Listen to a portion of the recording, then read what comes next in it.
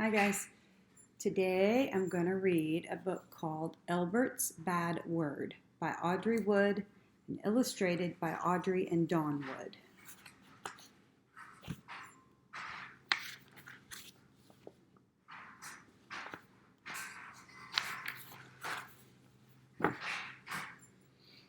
One afternoon at an elegant garden party, young Elbert heard a word that he had never heard before.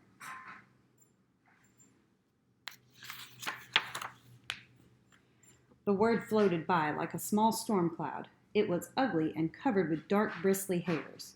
With a soft flick of his wrist, Elbert snatched the word from the air and stuffed it into his back pocket. Forgetting about it, the boy went on his way. But the word waited patiently. When Aunt Isabella sang opera in soprano, the word made itself small and flew into Elbert's mouth like a little gnat.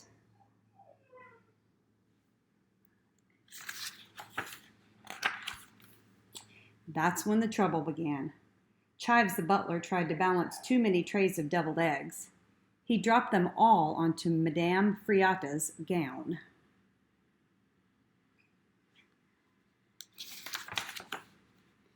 Madame Friata spilled her spritzer on Sir Hilary's bald head. Sir Hilary threw his croquet mallet up into the air. Then, with a terrible thud, the mallet landed on Elbert's great toe. Elbert opened his mouth to scream, but the bad word sprang out, bigger and uglier than ever. Everyone at the party was shocked. They couldn't believe their ears.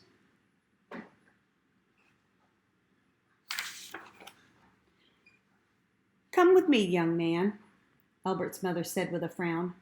The word made itself small again, about the size of a rat, and followed into the boy's shadow.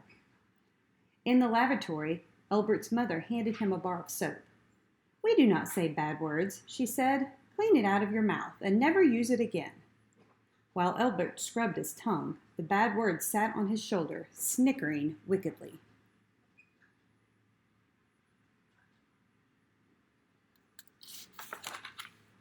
Elbert knew something had to be done. He ran down a cobbled path, past the reflecting pool, beyond the gazebo, and knocked at the gardener's cottage. The gardener, who was also a practicing wizard, opened the door with a smile. "Come in," he said, "and bring that thing with you."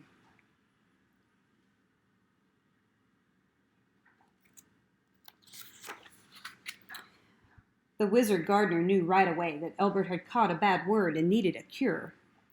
Opening his desk, he pulled out a drawer filled with words that crackled and sparkled.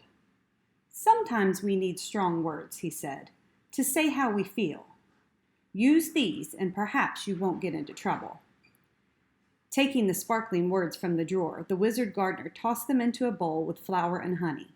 He added some raisins, milk, and eggs, mixed them all together, then baked a little cake.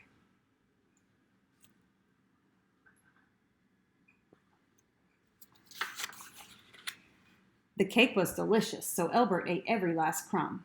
And as he did, the ugly word shriveled to the size of a flea and hopped onto his necktie.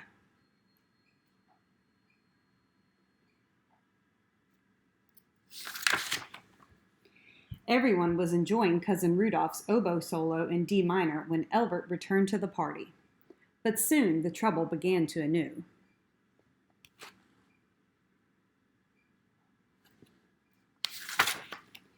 Chives the butler tripped on Madame Friata's feathered boa. Madame Friata dropped her chocolate mousse on Sir Hilary's bald head.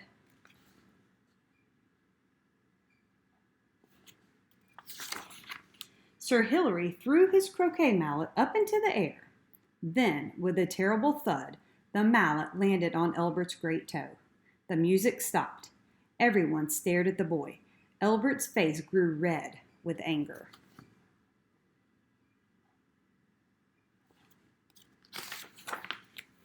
"My stars, thunder and lightning, rats and blue blazes, suffering cats, blistering hop toads, zounds and gazooks," he shouted. Everyone breathed a sigh of relief and gave Elbert 3 rousing cheers.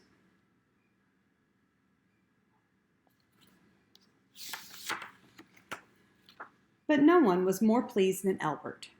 As the music began again, he saw something that looked like a little spider scurry down a dark hole and disappear. The end. There it is again.